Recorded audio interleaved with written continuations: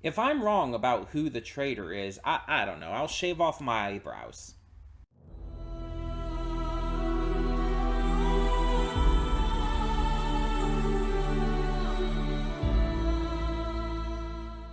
Hey everyone, welcome to Princess of Gay. I'm your host Connie, and today we are here with my blind reaction to One Piece episode 1088, or not 1088, 1108? Yeah, 1108. Trying to get the number right. It's just so high at this point. Um, yeah, we're here for another episode, and I want to say right off the bat, I've heard that next week's episode is going to be some kind of like info dump on the Yonko, and it's just like I'm worried it's just gonna be random bullshit filler.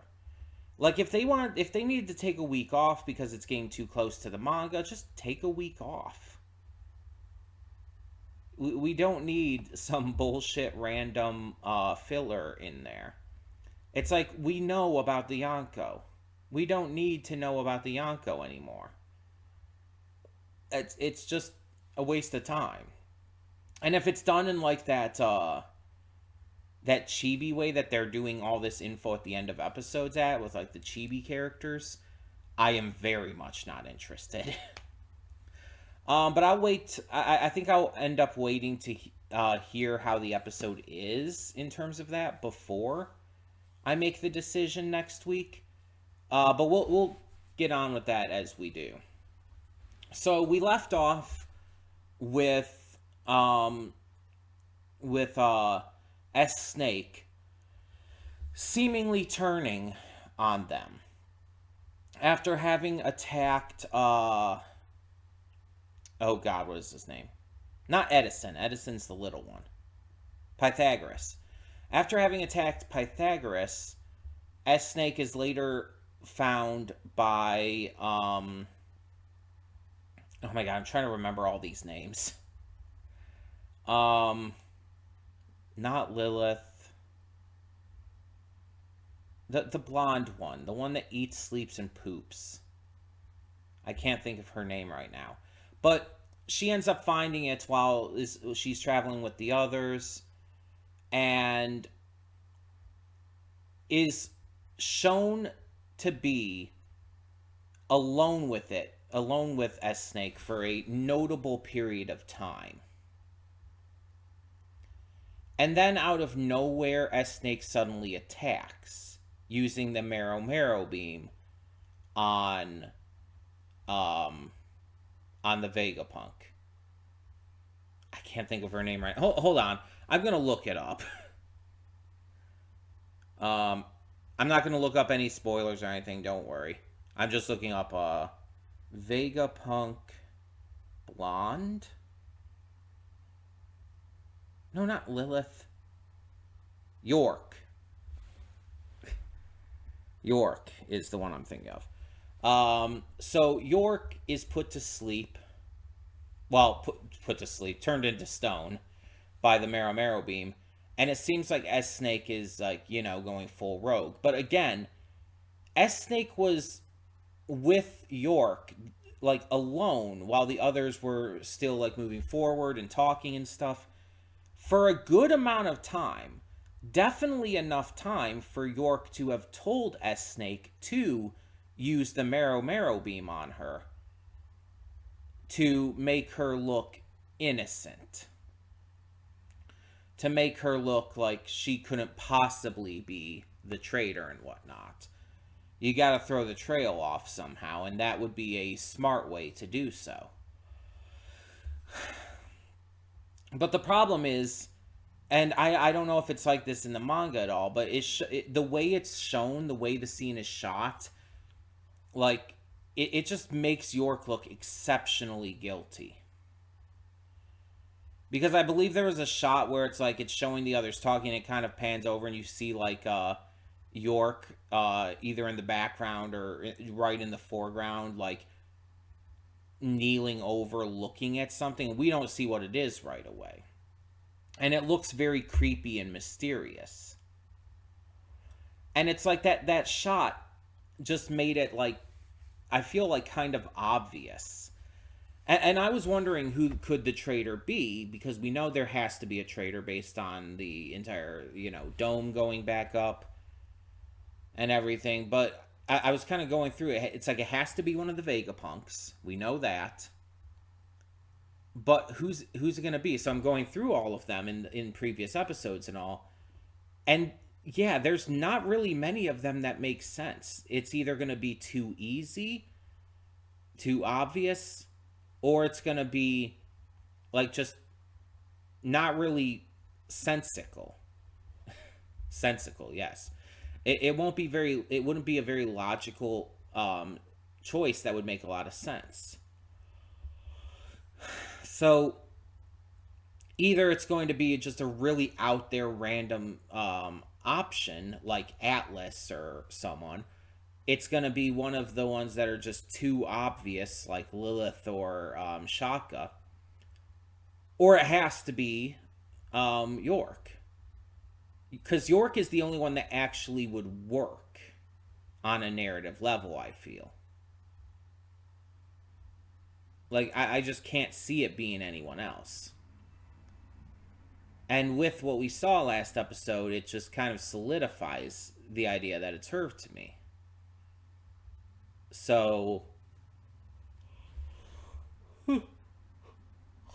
excuse me. So it's like, how do I, how else am I supposed to think here? I don't know. But we also had Bonnie like seeing more of the memory of her father and everything, and just doing a lot of setup. They're searching for Stella right now because they need to get off the island, but so far no one's really having any luck. And on top of that, Sanji's acting like fucking Denji from Chainsaw Man. And it's like, okay, you're gonna have him acting like a dog and literally barking at Stussy, and it's like, really? You're fucking doing this? It's just like, why? Like, we already understand Sanji is ridiculous when it comes to women. That's one thing, but this is just like a point beyond where he's kind of gone outside of the sexual assault shit. It's just like, why would you do this at this point? I just don't understand. It's not funny.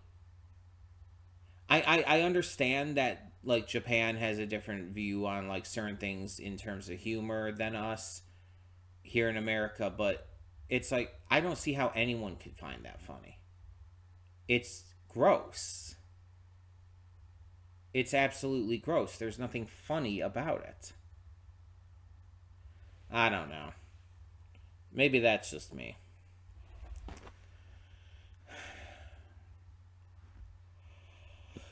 He's so much better in the live action. He's such a better character. Anyway, the point is,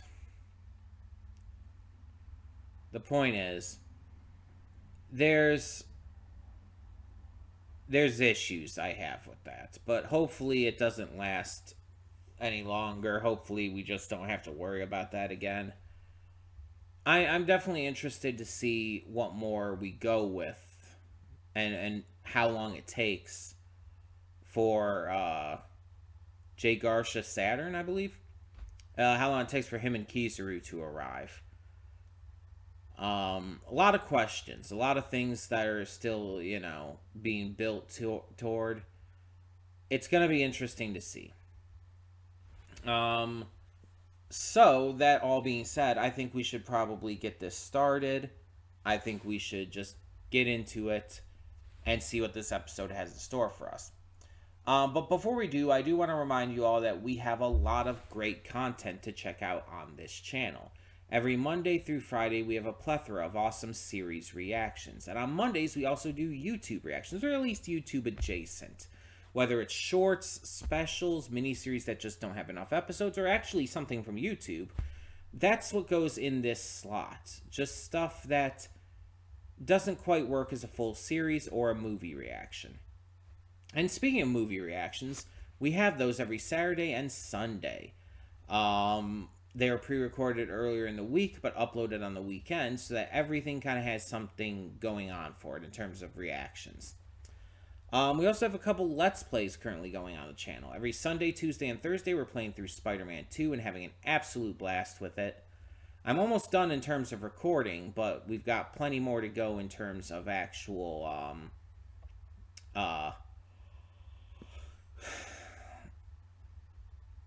in terms of the uploads, let's put it that way. And just as a note, if you're going to be newly checking that out, the first 9 parts, especially parts 5 through 9, have some audio sync issues on them. This was my first time doing a Let's Play with a capture card or the PS5. So it took a little bit of getting used to. I had to figure out some things. But as of part 10 and onward, everything is figured out. I got it all handled. We're gonna be good. So, that all being said, we also have Anno Mutationum on Saturdays. This is a donation reward Let's Play for Matthew Vasquez. And yeah, it's been pretty wacky and weird and everything, but pretty fun at the same time.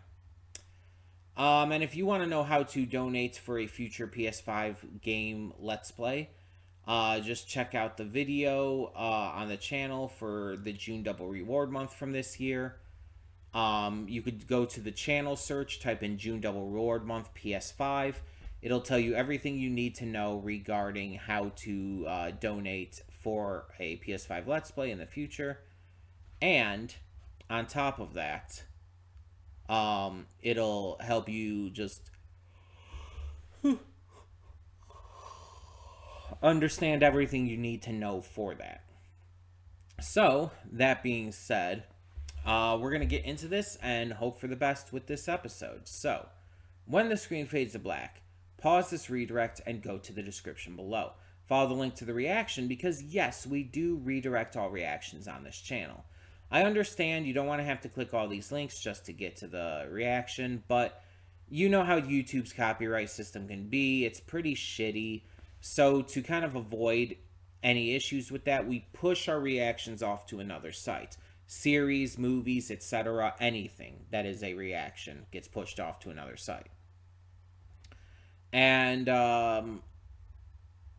luckily, despite all of this, it's just one link you have to click. You just go down to the description below, click the one link, it takes you right to the page. You're all good at that point. So you don't have to go through a bunch of mumbo jumbo. And on top of that, it's also all free. In fact, you get to see the entire unedited reaction completely free. No paywall, no Patreon, and you don't even have to sync up your own copy. The full unedited reaction is yours to watch every time. For every movie, every series, every YouTube thing, everything. And after you watch it, you can come back here to the redirect and resume play. Because after it fades to black and then fades back in, everything from that point forward will be my afterthoughts. And will not only contain spoilers to the episode, but my general thoughts on it, general thoughts on where things are going, stuff related to the channel. It's always worth checking out. That said, thank you as always so much for tuning in. And for now, I will see you at the reaction. And we are back, and we'll begin with spoilers in 3, 2, 1, now. So, S-Hawk has the abilities of Daz Bones, the dice fruit, which, like I said in the reaction, is very fitting. It makes a lot of sense. And we've already seen that these Seraphim can be given, like, copies of the Devil Fruit abilities. So it's not a huge surprise. It's just, like, more of one of those moments like, oh, I didn't even think about that.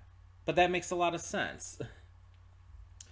Meanwhile, Lucci and Kaku have woken up and have agreed to call a temporary truce because of their common enemy with the Seraphim. And Kaku is even agreeing that they'll submit themselves to being recuffed afterwards. Like I said in the reaction, I think we can trust Kaku regarding that more than Lucci, but I mean, that's not saying a lot because we still can't trust him. But at the same time, it might be necessary no matter what. I just don't see how else they're going to get out of this. Because they have a couple of Seraphim who they have to deal with really directly right now. It's definitely a problem. And on top of that, the others are also dealing with respective Seraphim themselves. Shaka is putting together that this all means that there has to be a traitor amongst them, that someone has betrayed them and is like leaking information to the government and controlling the Seraphim in obviously a way to where the others can't take control back. Like I said, the only one that makes sense to me here, the only one that works narratively for me is York. And with the evidence we had from the last episode, I don't see how it could be anyone else. We didn't get any of the flashback stuff with Bonnie this time, but we did see Vegapunk Stella has been captured and has been reverted already into his normal self. Meaning Bonnie could be in danger. If she's been found as well. Of course, she might just not have been found. So who knows? We also see Sentomaru kind of putting together that this is about to become an even worse version of Ohara, which is insane to think about. But that also kind of tracks. We know that that either an admiral or like a higher up government agent would have to be there for the Buster Call to have the golden snail, and both are coming in this regard. We have Kizaru coming, who is an admiral, and then we have one of the fucking Gorosei coming. Pretty much the highest in the world government you can get outside of Emu. So it's like, this is, if this is going to be like another Buster Call, but worse than Ohara, that's going to be pretty insane. That's going to be just 7 levels of nuts. And, I mean, I'm all for that. I'm all for, like, this arc, like, really turning up a notch, because this arc needs it a little bit. It's not a bad arc by any means, but it definitely needs to be turned up a notch, because as of where it's at, it's mostly mystery focused. Like, obviously, this entire arc has a lot of action in it, but the big, like, focus of the arc, the big meat of the arc is the mystery that is slowly growing. Especially in regards to who the traitor is. Even though I believe I haven't figured out, because I don't see how it could be anyone else at the moment. So I feel like I need it to do a little more right now. And hopefully it will. Presumably it will. But we'll have to wait and see regarding that. I think once we get into the real climax of the arc, that will kind of be resolved. It's just, for now, it's not bad. It's just a little slow compared to how I would like it. And that's saying something, considering how fucking much is just constantly happening in this arc. And yet it still somehow feels slow to me. And it's not an issue with the pacing, before anyone even tries to say anything there. It's not the pacing, it's the content. The actual content is, like, feels slow to me. It wouldn't be any different in the manga. I just don't feel like there's enough currently happening. It really wouldn't matter how the pacing of the anime episodes went in regards to that. So, yeah. But it is going to be interesting to see where all of this ends up going. Because I think the climax will definitely make it a lot better. And again, it's not even anywhere near bad as it is. I'm just saying. Um, I'm definitely curious to see like how this fight, I guess you could say, continues to go on. It seems like the Vegapunks, especially Lilith, are kind of feeling like this is hopeless because, you know, the Seraphim are these ultimate creations and whatnot. But it's like they've also never accounted for the Straw Hats, clearly, because they kind of defy expectations constantly. So, yeah. I can't wait to see where this goes next. Hopefully, we'll get more Bonnie stuff next time because that is still the most engrossed point of this arc. It's the part of this arc I've been most engrossed. I was wording that a little weird. So tell me in the comments below, what did you think? And before we close this out, I do want to remind you all we have a lot of great content on this channel. Between Monday and Friday, we have a plethora of awesome series reactions. And on Monday, we have YouTube or YouTube adjacent reactions, whether it be shorts, specials, actual YouTube videos, or even a mini series that just doesn't have enough episodes. Anything that doesn't quite fit into a regular series reaction or a movie reaction goes in this slot. We also do have movie reactions themselves on Saturdays and Sundays. I record them during the week, but upload them on the weekend, so that every day has some kind of reaction content going on for it. We also have a couple Let's Plays going on the channel. Every Sunday, Tuesday, and Thursday, we are playing through Spider-Man 2, and every Saturday, we're playing through Anno Mutationum. Anno Mutationum is a donation reward Let's Play for Matthew Vasquez, and if you want to learn how to donate for that, go to the channel search, type in June Double Reward Month PS5, and you should find the video with no real problem. It'll tell you everything you need to know, and you'll be able to donate. Or you can ask in the comments below. You can ask in a private message on Discord, on other social media, etc., etc. Whatever's the most comfortable for you. So, that all being said, yeah. Thank you so much, like I said, as always, for tuning in. And for now, I'm Connie, and I'm signing off. So, see y'all next time.